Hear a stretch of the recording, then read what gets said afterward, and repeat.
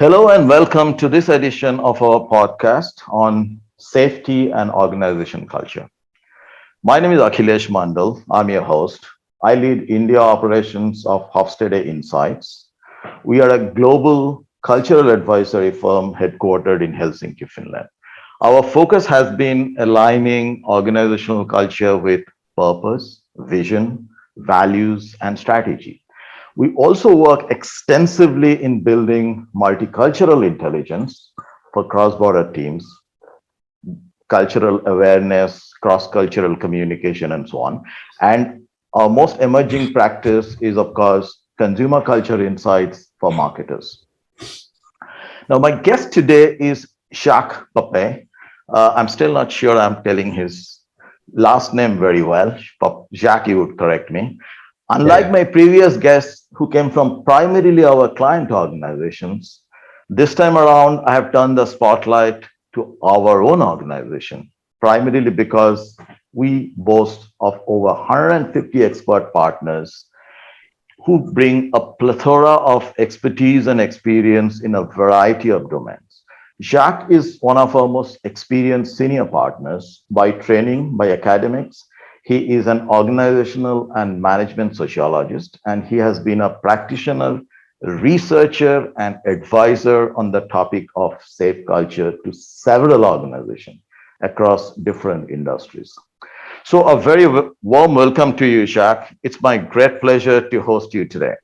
Thank you, Akhilesh. And by the way, I've also been a client of Hofstede Insights for about 10 years Awesome. when I worked in the oil industry. Let's not forget that. Very good. So thank you so much, Jack. You have been on both sides. Now let's Yeah, jump onto this topic right away, if I may. sure. Tell me, isn't building a safe culture, safe work environment all about having safe infrastructure, appropriate tools and processes, rules and regulation, do's and don'ts? Where does culture come in all this? Yeah, I mean, you're right. Of course, you need to have procedures, strategies, structures, systems in place, training in place. Um, like you referred to my training background, I graduated on the topic of safety and culture because I did research on the offshore industry about the fact that a lot of oil companies asked me, um, how come the number of incidents doesn't decrease or even increases despite the fact we get more and more regulations, we get more and more training, we get more safety structures in place. And still, the level of incidents stays more or less at the same level or even increases, even sometimes now and then. So I was allowed to do research on that. And later on, I did also more research in Hofstede area period for the IMCA, the International Marine Contractors Association, with even research amongst more oil companies and offshore companies. And also did a lot of research on accident analysis Mhm. from companies like Detnos, Veritas, and there are more resources where you can analyze incidents. Now, what I found and what the big research found is that incidents and near misses are caused by behavioral aspects. And you have to think of things like lack of communication, yeah? Not passing on information, distraction from things, yeah? Lack of teamwork or complacency even. Mhm. And also with regards to certain norms in working groups. Like, for example, I found out that the more senior offshore workers have, after a couple of years, a sort of attitude, I don't need to wear my helmet all the time. And they pass that on to new guys and girls that start working. And sometimes a group, let's say, norm is so strong that you even have to behave like that. And that if you say, I don't wear my helmet when we do this little job, then you can even be not banned, but you get criticism. So All of these topics are about behavior and are about collective behavior. And in that regard, are about apparently there are unwritten rules of the social game that cause people to behave like that. And that is very often not aligned with the tools, the structures, and procedures that people use. And that's why culture comes in. That sounds like the fact that this starts with, of course, people collective behavior and so on, and that's where you said the culture comes in. What triggers me to think in that case is, as students of culture, we also know for a fact that people from different countries have varying emotional tendencies, right? Certain countries are more hierarchical than others. Some countries show more concern for others or obey Mhm. rules and regulations more Yeah, naturally than others. Now, do these specific national characteristics play a role in oh making yeah, certain absolutely, organizations, particularly when absolutely. you've got mixed nationals, etc., so to implement safety rules and regulations? Yeah. Let Yeah. me give you an example. People may have heard of BBSM, which is behavioral based safety management, Mm-hmm. which is a specific approach to dealing with safety. And the core issue of that is that um, when you see something dangerous going on, disregard your role, you act. Yeah? So if you see your boss walking around, without the safety vest or whatever, it's your responsibility to take action. Now, again, I did a lot of research on the applicability of BBSM around the world, and of course, with what you just said regarding hierarchy, you can imagine that in hierarchical cultures, a rig worker does not take action when he sees his boss passing by without a helmet. He doesn't dare to do that. Yeah. Yeah. While in the Netherlands, for example, I come from, of course, people will say, "Hey, you're not working, you're helping, boss. Come on, you can't do that. This is a wrong example." Yeah. So, so in the Netherlands, you need to be very explicit in terms of your Mm. communication. While in China or Malaysia, the communication is very unstructured, and people are very obedient regarding the hierarchy. Or in Latin Europe, like France and Italy, the communication is formalized. So it could be possible that you're not allowed to say something because it's not part of the formalized process, or in Germany. Yeah. So on this topic of BBSM alone, you will see that when you deal with different countries, it's very different. Now, it becomes even more complex when you have a crew or Mm. a working team. But of course, my most experience is in the oil industry and the offshore, where you have multicultural teams. And so, how do you deal with that when you have Filipinos, you have Malaysians, you have Russians, you have Brits on your rig? So you have to think of, how do I communicate that? And then the organizational culture is important. But if the organizational culture is not, specifically developed, then as a leader, you need to be able to deal situationally with the situation, with the circumstances. Towards Dutch, you can be very direct, but Mm. towards Malaysians, you have to be careful, because else people, go into their shell. If you say, if something's wrong, you come to me. Well, people don't come to you. Yeah. So national culture is extremely important to be aware of. And of course, it does make this entire implementation of a, so to speak, safe culture, I guess, far more complex, because the communication becomes more complex when you are addressing the Yeah, same topic to different yeah, people. So, yeah, so where do we start? Now that we know mindset, behavior yeah. of people in an organization play a critical role, Yeah. not only technology, tools and processes and infrastructure. So where do we start? How would a holistic approach to building Yeah, a safe culture look like, Sjaak? yeah.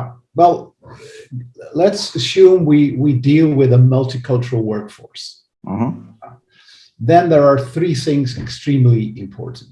First of all, you need to think or observe or discuss, are my leaders social enough? I mean, do they like people? Do they care for people? That's one aspect, which is important. Um, can that be trained? Difficult, but at least you need to have leaders that walk the talk of being a social servant leader in that regard. That's one thing. The second thing is that people need to become culturally intelligent. That means they need to be trained, for example, in how do we deal with different cultures. And that can be done at a starting point. I did a lot of that across my career for all kinds of companies, to be aware, at least aware of the fact that if I say to a Malaysian person, if something's wrong, you come to me. Understood? Yes, boss. And of course, nothing happens. So you need to understand that. And the third thing is, of course, measure. Because if we talk about organizational culture, you have all kinds of ideas around that. There are four forms you can say. If you ask people to describe the culture, you talk about perceived culture. That's not easy. That's describing your own culture. People think they can, but it's like the Arab proverb.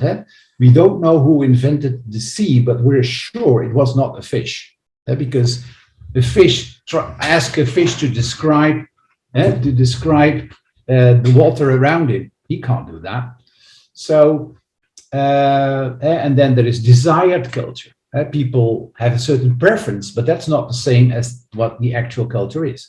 So therefore, measuring culture, and that can be done through the anthropologic way. That is, mean you observe, which is very time consuming. Can be done, of course, and there are organizations who do that and who prefer that. But a more faster, efficient approach is measure. Ask people to fill out all kinds of questions. Questions, by the way, which should not be directed to the topic of safety, because else people will bring in a bias. Yeah. So people answer questions and they have no clue what you're looking for. So these are the three things you have to start with. The order can be very different depending on, let's say, the level of leadership, the level of cultural intelligence, and the level of how an organizational culture is developed. You know, of course, that 80% of the organizational cultures are developed happenstance. You know, organizations never think about it and find out later that it doesn't work. So that's the three things. Okay. That you need as a starting point. And would these steps that you advise vary from industry to industry, or the mix of nations, countries that work together? Yeah, very much. Okay. Very much different. Let's say, for example, in more hierarchical cultures or more uncertain cultures,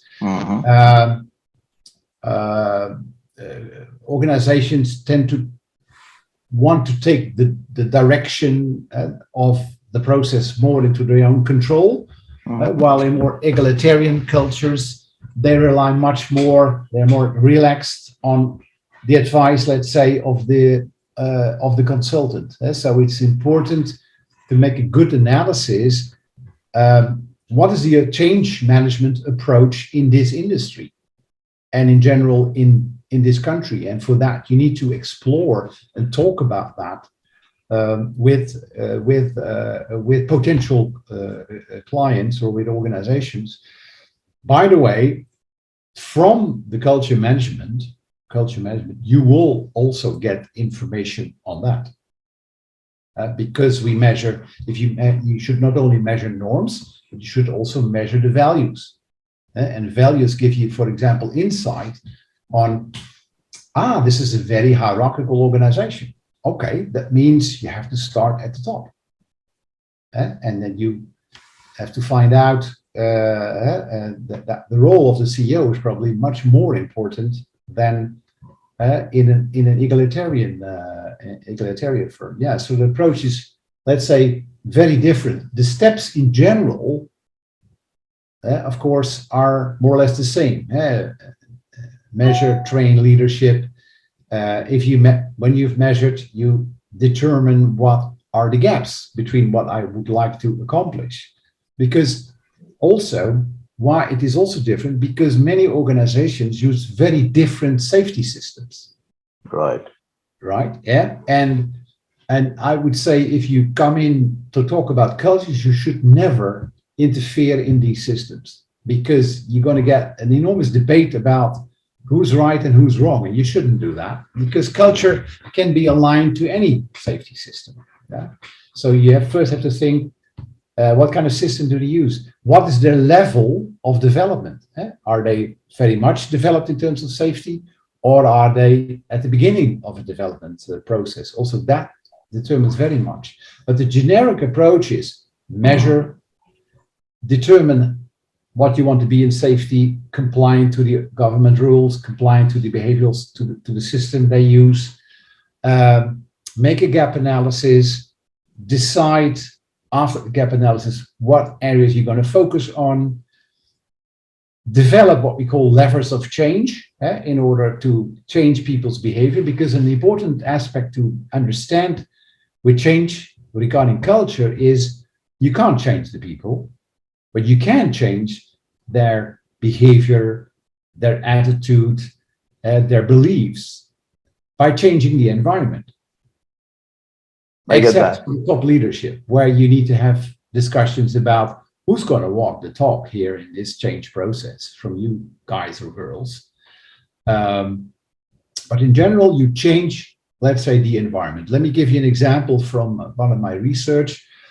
We found out that many offshore workers are what we call in the Hofstede model masculine people. Men or women both are. A masculine person wants to show to the outside world how successful he or she is, or at least want to show the accomplishments or the performance results.